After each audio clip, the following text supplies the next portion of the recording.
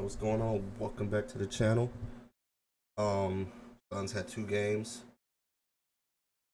Went back to LA playing the Into a Dome for the second time. Got the win out there. Came home. Played Portland. Got the win. Two totally different games. Obviously LA we went. You could tell the energy was kind of low. Um, wasn't playing hard to me. Uh, wasn't chasing rebounds. Wasn't really guarding that well. Um, but it seems like Bud at halftime, like how Ryan had said, told the Suns to go compete because, like I said, it didn't look like they was competing. It didn't look like they was locked in. Um, it was it was down like 21-22, one of those, in the Into It Dome. Came out in the third quarter, made their first 15 shots, came out locked in. Energy was high. Whatever Bud's been saying to this team at halftime has been working. I guess Tyus was saying earlier in the year they had talks about their issues coming out in the third quarter on a flat, I guess, and they've clearly addressed that because both these games, they come in that third quarter with higher energy, playing harder, seeming more locked in. I didn't think in the Portland game they weren't locked in. I just felt like they was missing shots, but we all knew they would eventually start making their shots because they was shooting. Both teams were shooting bad from the field in the Portland game. Like I said, the Clippers game, like I said, they jumped out on us, was hooping. James, Norm, all of them was playing well. They were just playing harder than us. Like I said, third quarter, we came in, like I said, made our first 15 shots. The more I watch us, the more I see a contender in us, just because it feels like, compared to last year, it's just a consistency for the most part with the offense. It ain't perfect at all times. Sometimes we do get stagnant and go into ISO, but it's gonna happen sometimes. But it's just the ball moves majority of the game. The defense to me this year has been really good, and this is despite all of us, most of our fans know the center spot is our weak spot, which usually means it's kind of hard for your defense to be good. But our defense has been good, so that just tells me if they figure out that spot, we're one of the better teams in the league. I already believe we're one of the better teams in the league, but that just kind of confirms it to me. This team has depth. Before the season, there was a lot of people trying to say, like I said, it's early. I get it, but just a lot of people just saying things about the Suns. I just feel like were never true. No depth, no defense. Like those were never true to me. It was always fair to question the center position. Like that was a more valid argument for people to make because obviously right now we see that's an issue, but everything else people were saying just weren't true. Coaching's better from last year. Clearly, the depth is better. The chemistry of the big three just felt like he's growing. Somebody tweeted the other day like Book and Bill's chemistry, feels like they're figuring it out. And I agree with that too. Like Bill's been so good this season, like doing everything. He driving, kicking. Or sometimes out there, like we looking like the Celtics, but like he's driving and we're getting teams in rotation. Him and Book and KD, anybody the guards, Tyus. We're getting in the paint and swinging. I think we shot like 50 some threes last night versus Portland. We look good, bro. Most of these games look good. Like I said, there's certain things obviously we still got to work on.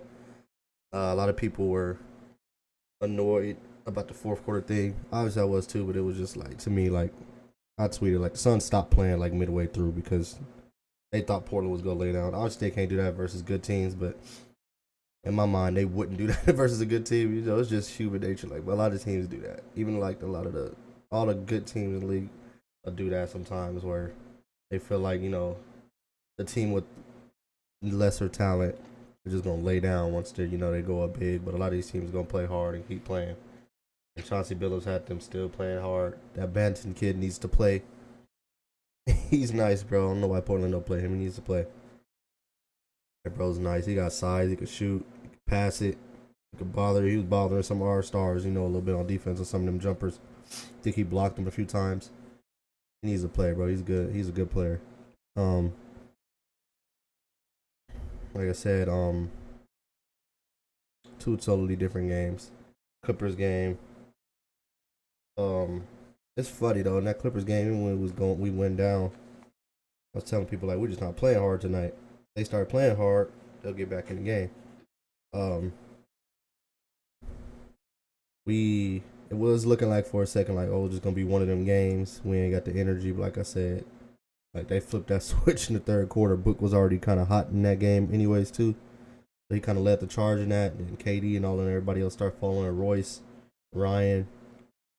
Obviously in that game, Bill wasn't playing. Hopefully Bill plays next game. He's obviously still hurting a little bit. I don't think it's that big of a deal to me because it's clearly just like a pain tolerance thing, like his elbow sore. So eventually with time, it'll be what's called. So who knows if he'll play? What is it? Monday, I believe. Play again at home versus the Sixers.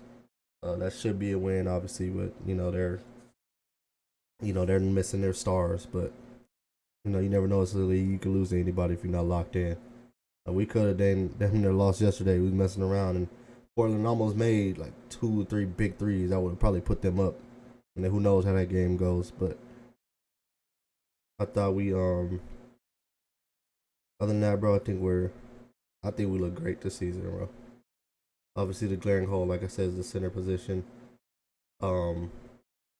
It's too early, I believe, for them to make a trade. I ain't saying they shouldn't be looking and calling around, but yeah, I feel like this early in the season teams kind of wait a little bit before they start making any trades like that. But I feel like it'll be on the way. I want to say something too because people keep getting on my nerves about the Grayson thing. I like Grayson as a player. I do not like 20 as a player. Nurk, his fit to me doesn't make any sense here on the Suns like that. But Grayson, I've always said is a good player. The only time I had a problem with y'all and Grayson takes is when y'all were trying to say he's better than Bradley Beal, which is insane, bro. That's all I've ever said. Saying it at any moment when y'all was saying last year that he was better than Bradley Beal was crazy. That's not hating on Grayson. That's just being smart. That's using my brain. I've never said Grayson wasn't a good player. Never. He's a very good player. He's a bench player to me.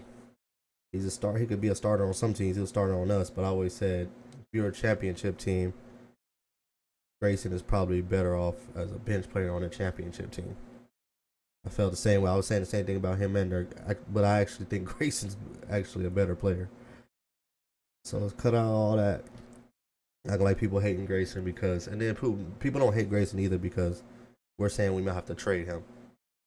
Like I said, us saying that is acknowledging he's a good player, which means he's a good trade piece. And if we're going to try to upgrade the center position, it might take him. That's all that means. Nobody's hating on Grayson for saying that. He is a good player. It's just we have guys now to where if you lost him, you would still just be fine. Royce, the way Royce is playing, the way your rookie's playing, you still have Monte. You will be fine, I promise. If you could figure out, like in an ideal world, if you could figure out how to keep Grayson and get your upgrade at the center and just use Nurk and maybe that pick that everybody keeps talking about 2031, then yeah, I would prefer that. That just might not get it done. But nobody's hating on Grayson. People, relax. Calm down with that, bro. Everybody believes Grayson Allen's a good player, bro. He had 18 yesterday in 18 minutes. He's a good player, especially off the bench. Like I said, we're a deep team. Like you're coming off these last 2 games where Royce had 21, Ryan had 16, Grayson had 18, and those are all like guys you got coming off the bench that are capable of doing that. That's death, bro. That's 3 days. Then Monte can give you a freaking double-digit game here and there if he's hot, if he's playing, getting the minutes. The minutes been going down a little bit, but Monte's capable of that too. So, and Bol haven't even really got to play. We know Bol can score. He can go out there and do some things. So, like I said, the team's deep. You would survive it. But yes, if I had to choose, try to figure out a way to upgrade that center position without trading Grayson, then I would do that. But it might not be realistic. But we'll see. We don't know. I don't like trying to pretend I know what NBA GMs are thinking, what NBA circles are thinking. That's why I don't do the whole somebody's untradeable or their value. Maybe their value is low, but you can get. I'm on the mindset you can get rid of anybody. You want to make a trade, you just got to do what you got to do. You might have to give up something you don't want to give up, but there's ways to do it. There's ways to still upgrade your roster. Sometimes it is addition by subtraction. And I feel like that may be the case with people because there's a lot of people saying, "Oh, you can't get an upgrade from Nurk." I don't believe that's true. We'll see. But like I said, shout out Grayson, shout out the way the guys are playing, man. Like I said, clean up the little fourth quarter stuff. Like Suns is playing with their food. Thought Portland was gonna lay down, but I'm not tripping. That didn't feel like last year's like fourth quarter, like Wolves, or we're like just turning it over and stuff like that. We were just lackadaisical, like Bill was saying, messing around. But this is a great team, y'all.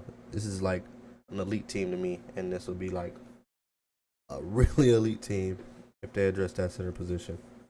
Yeah, we're locked in. I'm gonna leave it there. We'll be back next week. We play the Sixers. Probably do a video after that game. See how we looking. I forgot who we play after that. Let's look. I know we play the Mavs soon. I think we go to Dallas. So let's see. We're 5-1 right now too. I think that's one of the better starts in Suns history, like for a coach, I believe. Shout out, Bud. Miami won't be like a pushover game. Miami always plays hard. They come to Phoenix. I could see us winning on the next two games, and then we gotta go to Dallas, and that'll be a tough one. We already beat them. They got